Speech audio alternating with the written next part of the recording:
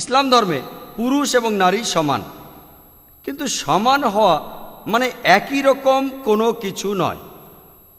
অনেকের মধ্যে ভুল ধারণা আছে, বিশেষ করে যখন ইসলামে নারীদের নিয়ে কথা বলা হয়।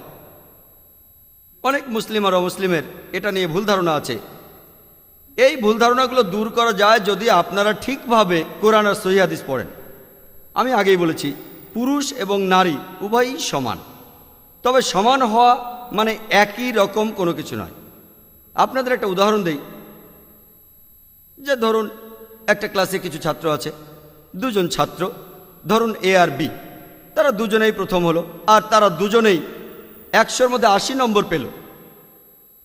কিন্তু আপনি যদি পরীক্ষার খাতা দেখেন, মনে করেন 10টা প্রশ্ন ছিল, প্রত্যেকটাতে 10 নম্বর করে।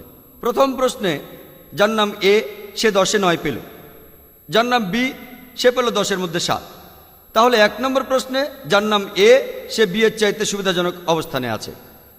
2 নম্বর প্রশ্নে যার নাম বি, সে 10-এ পেল 9, আর যার নাম এ, সে পেল 10-এ 7। তাহলে 2 নম্বর প্রশ্নে যার নাম বি, সে এবার থাকলো কিছুটা সুবিধাজনক অবস্থানে। এর পরের 8টা প্রশ্নেই দুজনেই 10-এর ভেতর 8 পেল। এখন যদি এই দুজনের সবগুলো প্রশ্নের নাম্বার যোগ করেন, দুজনেই 100-র মধ্যে পেল 80।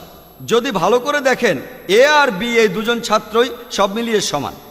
কিছু কিছু প্রশ্নে এ কিছুটা সুবিধাজনক অবস্থানে আছে, কিছু কিছু প্রশ্নের উত্তরে বি কিছুটা সুবিধাজনক অবস্থানে আছে, কিন্তু সব মিলিয়ে দুজনই সমান। একইভাবে ইসলাম ধর্মে পুরুষ এবং নারী উভয়ই সমান। ইসলাম ধর্মে ভ্রাতৃত্ব শুধু একথাই বলে না যে পুরুষ আর নারী উভয়ই সমান।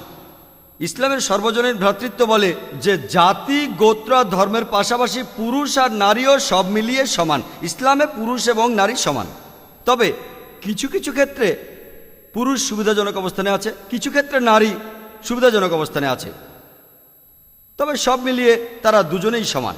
যেমন ধরুন, যদি আমার ঘরে ডাকাত এসে ঢোকে, আমি একথা বলবো না যে আমি নারীর অধিকারে বিশ্বাস করি, আমি নারী স্বাধীনতায় বিশ্বাস করি, আর তাই আমার বোন, আমার স্ত্রী, আমার মা গিয়ে ডাকাতের সাথে যুদ্ধ করবে।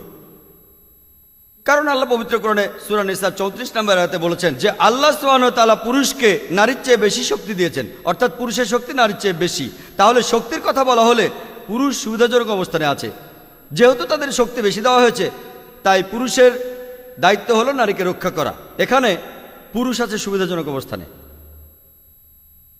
ভালোবাসা আর সহমর্মিতার কথা বলা হলে বাবা মার প্রতি সন্তানের ভালোবাসা, নারী কিছুটা সুবিধাজনক অবস্থানে আছে।